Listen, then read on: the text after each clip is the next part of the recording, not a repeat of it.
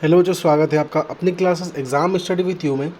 बच्चों, हम लोग जो है आप लोगों के लिए आज संविदा शिक्षक जो भर्ती होती है, ठीक है, इसको हम लोग बोलते हैं टेट एग्ज़ाम, ठीक है, टीचर्स एलिजिबिलिटी टेस्ट, ठीक है, चाहे वो किसी भी स्टेट की हो, ठीक है। हम लोग आज सारी स्टेट की एग्ज़ाम के लिए जो है वो आप लोगों के लिए काफ़ी सारे इंपॉर्टेंट क्वेश्चन लेके आए हैं, जो लगभग हम लोग बोल सकते हैं चाइल्ड डेवलपमेंट के भी हो सकते हैं, आप लोगों के मैथ्स के भी होंगे, ठीक है, नॉर्मल जीके क्वेश्चन भी होंगे आपके, ठीक है। उसके अंदर हिंदी भी होगी, इंग्लिश भी होगी, मैथ्स भी होगी, संस्कृत भी होगी, मतलब सारे ही सब्जेक्ट जो है वो इंक्लूड किए हैं हम लोग उसमें हमने उसमें। अब ध्यान रखिएगा कि क्वेश्चन वो हैं जो 101% काफ़ी बार एग्ज़ाम में रिपीट होते हैं, मतलब उनमें से काफ़ी सारे क्वेश्चन अगर जो है वो आपके एग्ज़ाम में आते हैं, ठीक है, आपके जो टेट एग्ज़ाम है उसमें आते हैं, चाहे वो सीटेट की एग्ज़ाम हो या आपकी कोई भी अदर टेट एग्ज़ाम आपकी हो वाली है ना।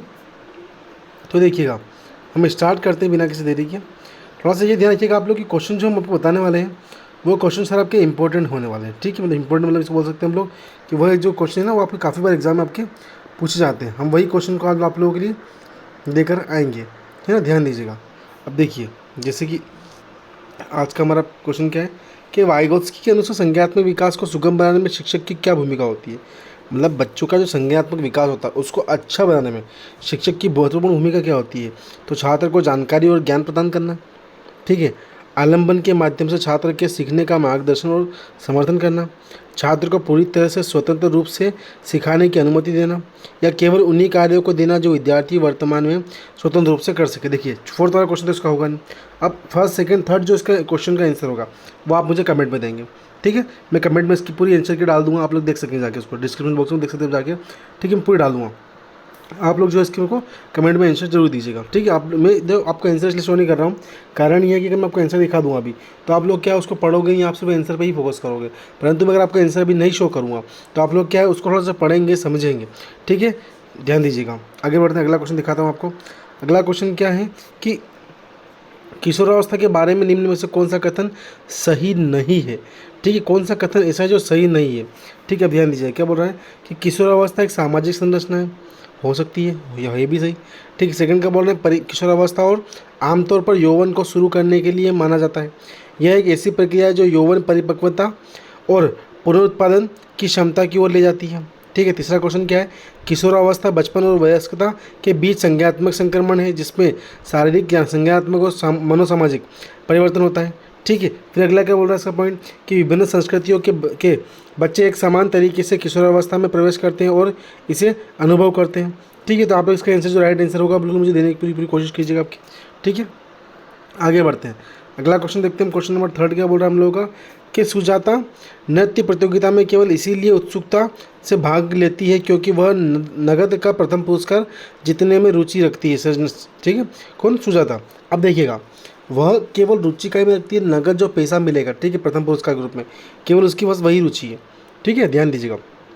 तो इसका आंसर दो, इसको होगा बोल रहे हैं ऑप्शन वो कि आंतरिक रूप से प्रेरित, बाहरी रूप से प्रेरित, महारत उन्मुख शिक्षार्थी या असफलता परिहार शिक्षार्थी, ठीक है। इसका आंसर आप बहुत ध्यान दीजिएगा, बहुत अच्छा क्वेश्चन है, बहुत ईजी क्वेश्चन है, ठीक है। थोड़ा सा पढ़िएगा और अच्छे से इसका हमको जो आंसर दीजिएगा, ठीक है।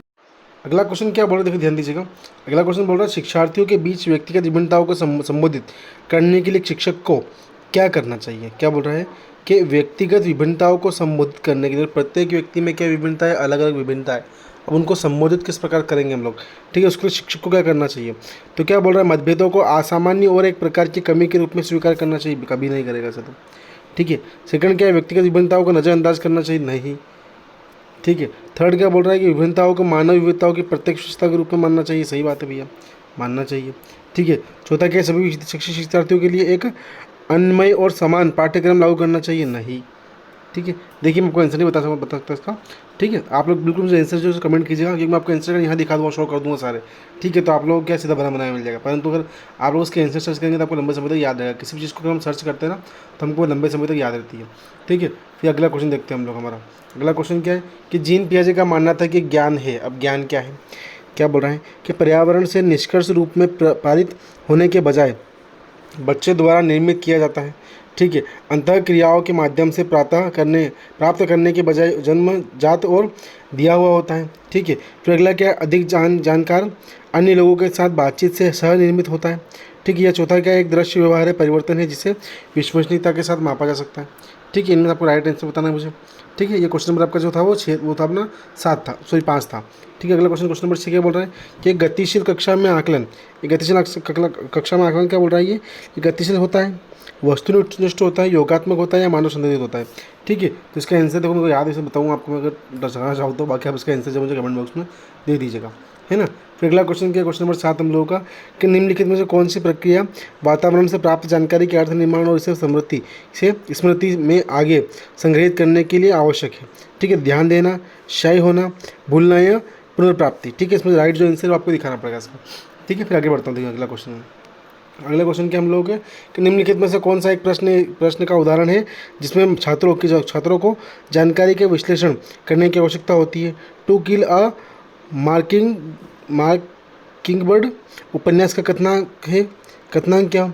ठीक है, to kill the mocking bird उपन्यास के विषय क्या है। To kill a mocking bird के लेखन प्रतीकवाद का उपयोग कैसे करते हैं। To kill a mocking bird का नायक कौन है। ठीक है, इसमें आपको राइट आंसर का बताना है। ठीक है, आगे बढ़ते हैं, चलिए थोड़ा जल्दी देखते हैं हम लोग। ठीक है, फटाफट और देखते हैं क्योंकि क्वेश्चन काफ़ी सारे हैं, हम लोग करना भी काफ़ी सारे हैं। कोहलबर्ग के नैतिक विकास के सिद्धांत की कैरोल गिलिगन की आलोचना का केंद्रीय तर्क क्या है। देखभाल की नैतिकता और नारीवाद दृष्टिकोण, बच्चों की नैतिक क्षमताओं को अधिक आकलन। ठीक है, बच्चों के अध्ययन में प्रायोगिक शोध प्रणाली का उपयोग, स्कूल जाने वाले बच्चों के लिए अध्ययन के शैक्षिक निहितार्थ। ठीक है, इसमें राइट आंसर जो कमेंट बॉक्स में दीजिएगा मुझे फटाफट। ठीक है, मैं आगे बढ़ता हूँ। देखिए अगला क्वेश्चन क्या है, क्वेश्चन नंबर हम लोगों का 13। अपपठन वैकल्य डिसलेक्सिया एक स्थिति है जो शिक्षार्थियों की क्षमता को प्रभावित करती है। कौन सी क्षमता को प्रभावित करती है को बताना है। ठीक है, भावनात्मक चित्र बनाना है।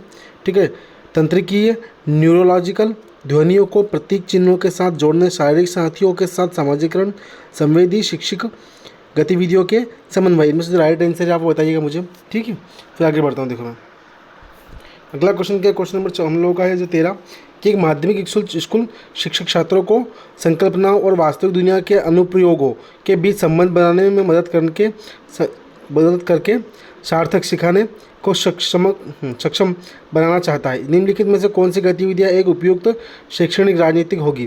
ठीक है, छात्रों को नियम और परिभाषा याद करने दें, विद्यार्थियों के से बहुविकल्पी प्रश्नों वाली कार्यपत्र पूरी करने को कहें। ठीक है, विद्यार्थियों को उद्दीप प्रतिक्रिया अनुबंधन की विधि द्वारा सीखने को कहें, या छात्रों को छोटे समूह में वर्तमान मुद्दे पर शोध करने से दें और अपने निष्कर्ष कक्षा में प्रस्तुत करवाएं। ठीक है, देखिएगा बहुत अच्छा क्वेश्चन, इसका राइट आंसर भी है अपने सामने, बाकी आप लोग थोड़ा सा सर्च करिएगा। अच्छा, इसका आंसर आप मुझे कमेंट बॉक्स में दीजिएगा। कोहलबर्ग के नैतिक विकास की अवस्था में बच्चों का तर्क कानून की नैतिकता के इर्द गिर्द घूमता है। कैसे, पूर्व पारंपरिक नैतिकता, ठीक है, पारंपरिक नैतिकता, विषम नैतिकता, स्वायत्त नैतिकता। जो राइट आंसर इसका मुझे दीजिएगा। अगला क्वेश्चन है क्वेश्चन नंबर 15 क्या बोल रहा है, देखिएगा कि निम्नलिखित में से कौन एक समावेशी कक्षा का उदाहरण नहीं है। तो विविध दृष्टिकोण का समावेश, उचित समावेश का पालन, विभेदित निर्देशन पालन करना है, प्रतिस्पर्धा लोचकार को प्रोत्साहित करना। इसमें राइट आंसर जो आप मुझे दीजिएगा। ठीक है, आज की जो क्लास में मैंने 15 क्वेश्चन आपको डिस्कस किए हैं, आप इन 15 क्वेश्चन के जो आंसर आपको डिस्क्रिप्शन बॉक्स में दे दूँगा मैं आपको। ठीक है, आप जाइएगा प्लीज़ इन डिस्क्रिप्शन बॉक्स में जाकर उसको आंसर सर्च कर सकते हैं। कमेंट बॉक्स में कोशिश मेरी रही रहेगी कि आप जो मुझे कमेंट करके आंसर बताएंगे, अगर आपको रॉन्ग हुआ तो मैं राइट आंसर जो रहेगा आपको प्लीज़ कमेंट जरूर करूँगा आपको मैं। ठीक है, हाँ, और अगर क्लास अगर पसंद आती है आप लोग प्लीज़ सब्सक्राइब जरूर कर दीजिएगा। Thank you so much.